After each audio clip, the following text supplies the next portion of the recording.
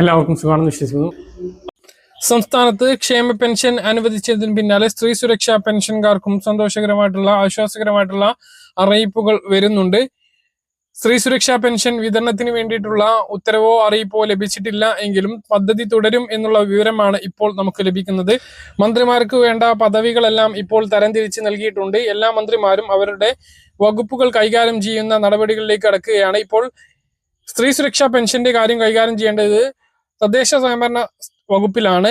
ഇതിൽ ഇപ്പോൾ മന്ത്രിയായിട്ടുണ്ട് KM ഷാജിയാണ് തദ്ദേശ സ്വയംഭരണ വകുപ്പ് മന്ത്രി. ഇപ്പോൾ തദ്ദേശ സ്വയംഭരണ വകുപ്പുകളിലൂടെ നടക്കുന്ന സ്ത്രീ സുരക്ഷാ പെൻഷൻ പദ്ധതിയിലേക്ക് അപേക്ഷകൾ വീണ്ടും ആരംഭിക്കുന്നതിന് വേണ്ടിയിട്ടുള്ള നടപടികൾ ആരംഭിച്ചു എന്നുള്ള വിവരങ്ങളാണ് വരുന്നത്.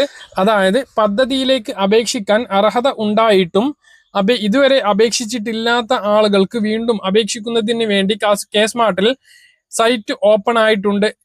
കുറച്ച് മാസങ്ങളായിട്ട്, അതായത് 2 മാസത്തോളമായിട്ട് ഇതിൽ പുതിയ അപേക്ഷകൾ നൽകാൻ കഴിഞ്ഞിരുന്നില്ല. അപ്പോൾ വകുപ്പ് മേധാവികളിൽ നിന്നും പദ്ധതി വീണ്ടും ആരംഭിക്കുന്നതിന് വേണ്ടിയിട്ടുള്ള സൂചനകൾ ലഭിച്ചിട്ടുണ്ട് എന്നുള്ളതാണ് ഏറ്റവും പ്രധാനമായിട്ട് നിങ്ങളെ ഓർമ്മിപ്പിക്കാനുള്ളത്. അതുകൊണ്ട് തന്നെ ഇടയ്ക്ക് മുടങ്ങിപ്പോയിട്ടുള്ള, അതായത് ഫെബ്രുവരിയിലും മാർച്ചിലും മാത്രം വിതരണം ചെയ്ത് നിർത്തലാക്കിയിട്ടുള്ള സ്ത്രീ സുരക്ഷാ പെൻഷൻ പദ്ധതി വീണ്ടും തുടങ്ങും എന്നുള്ള വിവരങ്ങളാണ് വരുന്നത്. ഔദ്യോഗികമായിട്ടുള്ള അറിയിപ്പുകൾ ഉടൻ ഉണ്ടാകും എന്നാണ് പ്രതീക്ഷിക്കുന്നത്. 1000 രൂപ വീതം BPL വിഭാഗത്തിൽപ്പെട്ട 35 മുതൽ 60 വയസ്സുവരെയുള്ള മറ്റ് ക്ഷേമ ആനുകൂല്യങ്ങൾ, അതായത് വിധവാ പെൻഷനോ ഭിന്നശേഷി പെൻഷനോ ലഭിക്കാത്ത സ്ത്രീകൾക്കാണ് ഈ ഒരു സഹായം ലഭിക്കുക.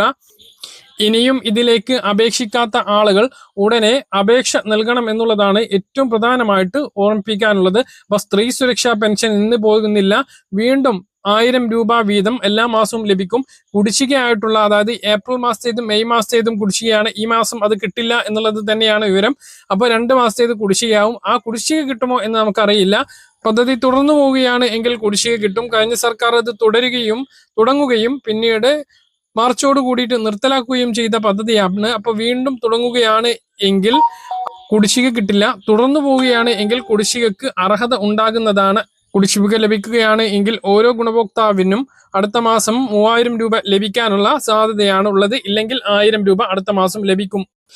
മറ്റൊരു പ്രധാനപ്പെട്ട അറിയിപ്പ്, കഴിഞ്ഞ ദിവസം നമ്മൾ പല വീഡിയോകളിലൂടെ നിങ്ങളെ അറിയിച്ചതാണ്. സംസ്ഥാനത്ത് മെയ് മാസത്തെ സാമൂഹ്യ സുരക്ഷ പെൻഷൻ വിതരണത്തിന് വേണ്ടിയിട്ട് മുഖ്യമന്ത്രി VD സതീശൻ 1070 കോടി രൂപ അനുവദിച്ചു. മുഖ്യമന്ത്രിയും ധനമന്ത്രിയും ഇപ്രാവശ്യം VD സതീശൻ തന്നെയാണ്. തിങ്കളാഴ്ച മുതൽ 25-ാം തീയതി മുതൽ സാമൂഹ്യ സുരക്ഷാ ക്ഷേമ പെൻഷൻ വിതരണം ചെയ്ത് തുടങ്ങും എന്നാണ് മന്ത്രി അറിയിച്ചിട്ടുള്ളത്.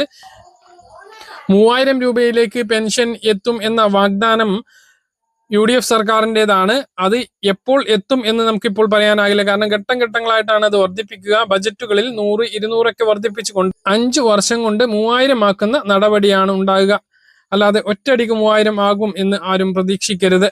അപ്പൊ എന്തായാലും ഈ മാസത്തെ ക്ഷേമ പെൻഷൻ 25 തിങ്കളാഴ്ച മുതൽ ആരംഭിക്കും. ബാങ്ക് അക്കൗണ്ടുകളിലേക്കാണ് ആദ്യം എത്തുക. കയ്യിലേക്ക് 2 ദിവസത്തിന് ശേഷവും എത്തിച്ചേരുന്നതാണ്. നിങ്ങൾ കൃത്യമായിട്ട് മനസ്സിലാണെന്ന് കരുതുന്നു. ഇതുപോലെ ഇൻഫർമേഷൻ ലഭിക്കാൻ ചാനൽ സബ്സ്ക്രൈബ് ചെയ്യുക, ബെല്ലൈക്കൺ എനേബിൾ ചെയ്ത് വെക്കുക. മറ്റൊരു വീഡിയോയുമായി നമുക്ക് വീണ്ടും കാണാം. ദൂരേക്കും ബൈ.